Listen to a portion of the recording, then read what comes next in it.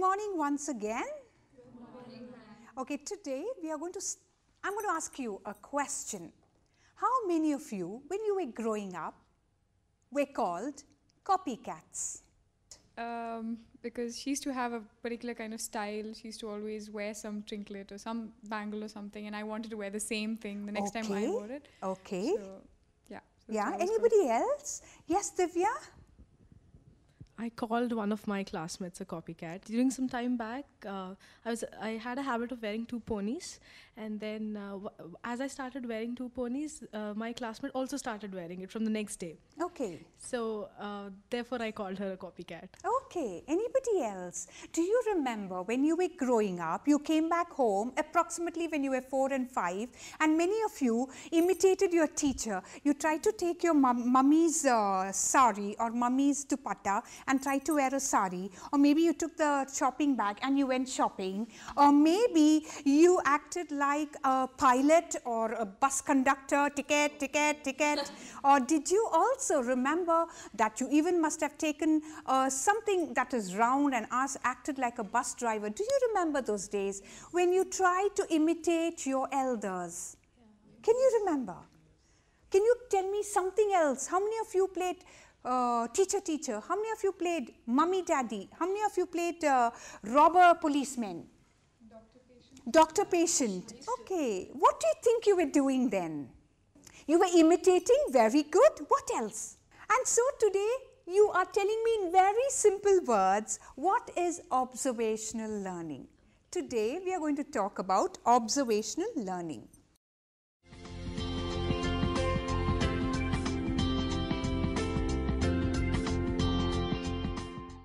What is observational learning? Observational learning is learning achieved by watching, copying, imitating the actions of another or noting the consequences of those actions. There are so many young boys who take daddy's razor and try to shave because they see daddy shaving. There are so many young girls who take mummy's lipstick tube and try to paint their lips. There are so many girls who take some cloth and tie it to their head and then go about thinking that they have a nice long plait. All of us are copycats. Now, observational learning is also known as social learning. Why do you think it is called social learning? I'm born into a family. A family is my basic social group. I don't know how to take care. I'm learning my language. I'm learning to talk. I'm learning to smile.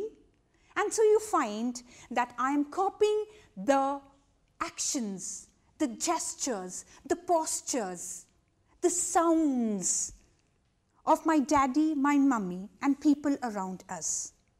So learning that takes place in a social situation is known as social learning. Observational learning is also known as modeling. Observational learning is also known as vicarious learning.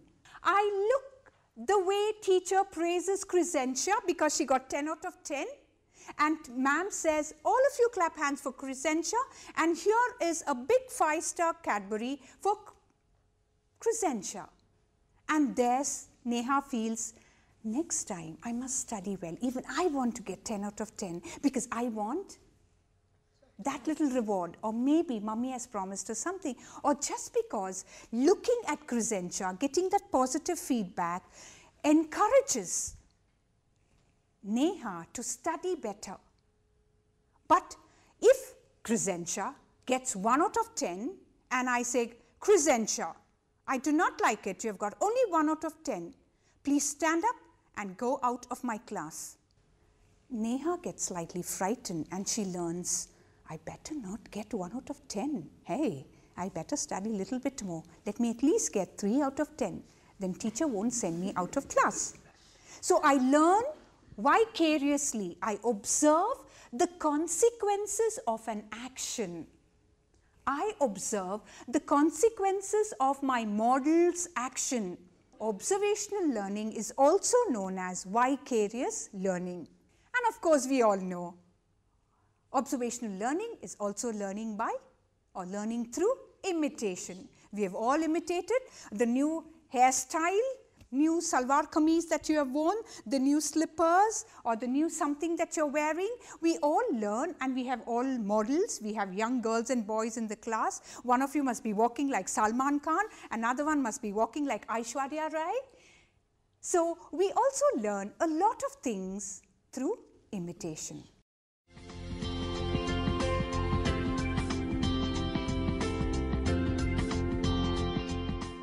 Now, I said that observational learning is also known as modeling. And the main proponent of this theory was Albert Bandura. In the year 1977, he spoke about his theory of social learning theory. Now, he conducted a classic experiment way back in 1963. Let us look at the picture very, very carefully. Bandura showed one group of nursery school children a situation where the adult models behaved very aggressively towards a Bobo doll, an inflated toy that bounces back whenever it is knocked down. The adult who was serving as a model knocked the doll down, sat on it, insulted it verbally, and repeatedly punched it on the nose. Another group of children were exposed to a model who behaved in a quiet, non-aggressive manner. Later, both groups of youngsters were placed in a room with several toys. Careful observation of their behavior revealed that those who had seen the aggressive adult model often imitated the person's behavior. They too punched the toy, sat on it, even uttered verbal comments, and they showed lot of aggressive behavior. While the children who were not shown an aggressive model did not behave that way. So he came with this new theory of social learning theory, and he talked about modeling.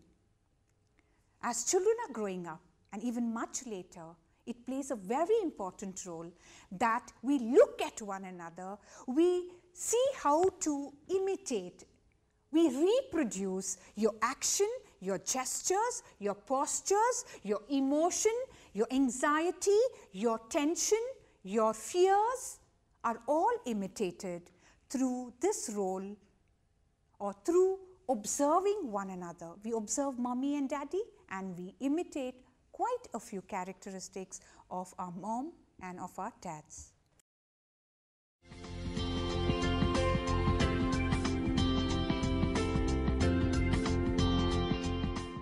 Very important factors that affect observational learning. The first important factor that affects observational learning is attention. What is attention? I focus my awareness to a particular person. And who is this person? This person obviously should be very attractive to me, obviously should perform something extremely well. He or she should be successful, have status, and also possess some characteristics that make me look up to him, identify with him, identify with her. That is why I must be looking at Salman Khan, or who are the recent people that we are looking at. So all of us are imitating different types of people because different types of people's behavior is relevant to my needs and my motives.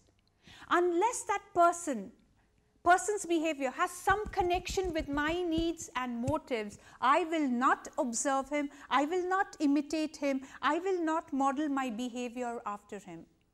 So the first important factor is attention. Who do you think are the most important people in my life? Parents. That is why Not only because of genes, it's also because of the environment. Many of us turn out to be like mommy and daddies. Many of us behave like mommy and daddies. Many of us walk like mommy and daddies. Many of us talk. Many of us have certain behavioral symptoms and even emotional symptoms and even illnesses like mommy and daddy because of imitation, because of social learning, because of modeling, because of vicarious learning. So the second important factor is retention. What is retention? I look, I observe, I am aware, and now it is retained somewhere. I store it somewhere. If I am not exposed to something, then I have no memory of it. So I retain, I store information, I store the models that I am exposed to. So exposure plays a very important role. That's why when you're growing up, mommy says, don't do this, don't do that, don't go there, don't see those movies. I don't want you to go to the neighbor's house because that's not a very nice house. Because according to her, she's using a process known as selective exposure. Because you are going to retain, you are going to store the information that you have accepted, observed. The third important factor is reproduction. I remember the actions of the person. I remember the gestures. I remember the hairstyle. I remember the way she walks. I remember the way she talks. I remember the pattern of the dress. So I reproduce it. So reproduction is actually reproducing that action, reproducing that gesture, that posture, that behavior. And the last factor that affects observational learning, according to Albert Bandura, is motivation. What is motivation? Something that you've seen and you want the most Very to happen, good. the desire to do something. Very good. Please remember, it's an urge from within to reach a goal. So whenever I say motivation, there is an urge, there is a drive, there is a need, and there is a goal. And each of us have different goals, and that is why each of us imitates different sorts of people.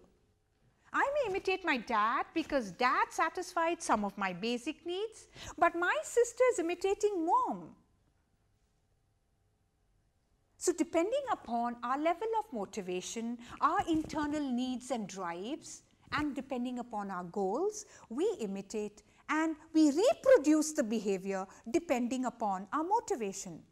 Now in the picture you will see little children dancing.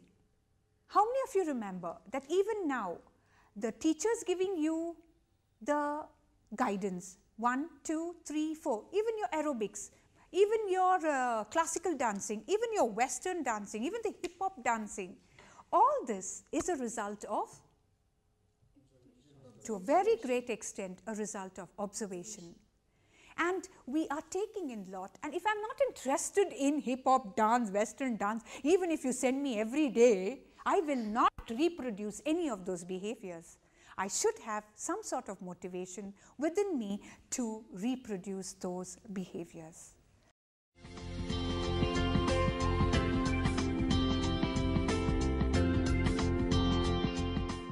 What is the role of identification in this observational learning? That means when a person identifies himself to others. What is identification? Why is it I identify with my mother? Why is it I identify with the teacher I love the best? What is identification? Liking them. Liking them? Likes. Likes? What else? There is some kind of nurturance that is given by that particular person, and that person is fulfilling some of my basic needs. It could be my need for affection, it could be my need for recognition, it could be my need for acceptance. And there is a kind of a positive feeling towards that person. Usually I identify with people whom I have a positive relationship. And once I identify, there is a kind of an unconscious behavior where I imitate the postures, the gestures of that particular person. There was this little baby who was abandoned by the father. So whenever she used to come to meet me, this little girl used to take her lip like this. All the time she used to take her tongue and roll it under her upper lip. And I wondered why. Till I met the aunt. The aunt has a little shorter lip, and whenever it is dry, the aunt takes her tongue and then does. The child unconsciously has learnt it and is imitating her aunt, who looked after her, especially during those first 5 years when she was abandoned by her father and her mother.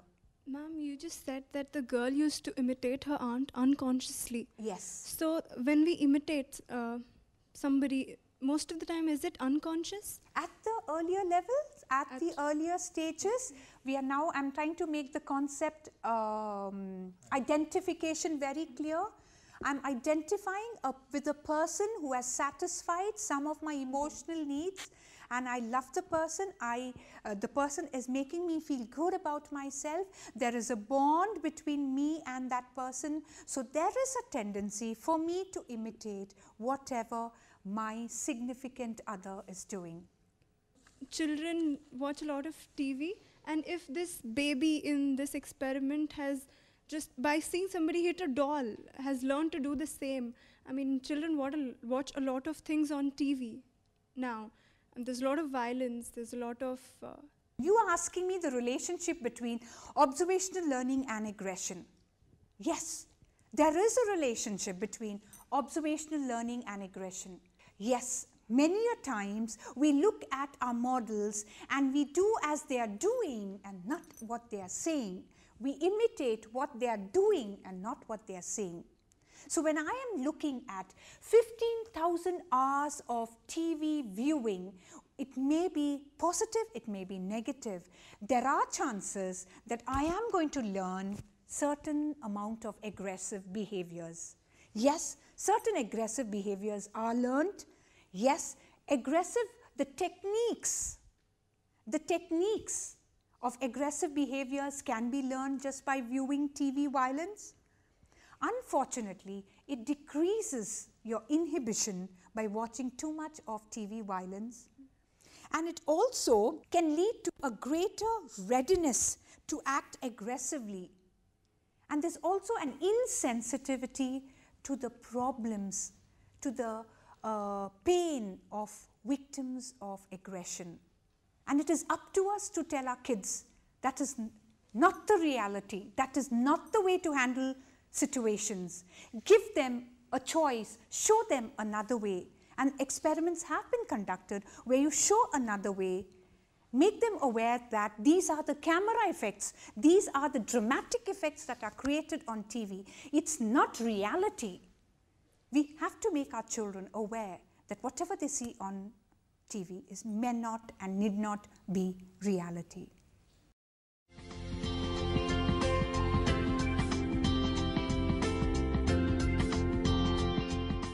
So observational learning is the basis for the development of more social behavior. The way I learned to be a pilot, I have to. I know I get instructions, but many of my things that I'm learning to do are a result of imitation and observation. So when the surgeon is operating on the patient, he has learned these techniques through observation. So you find that we also learn negative and dangerous behaviors through modeling. For examples, we look at our parents, and if they are frightened of snakes, we have a greater tendency to acquire that kind of behavior. So also children who are abused in childhood have a greater tendency to abuse their children. So also my little friends who are learning to smoke, it is number one because of peer pressure, number two it's because of imitation, it's because of modeling.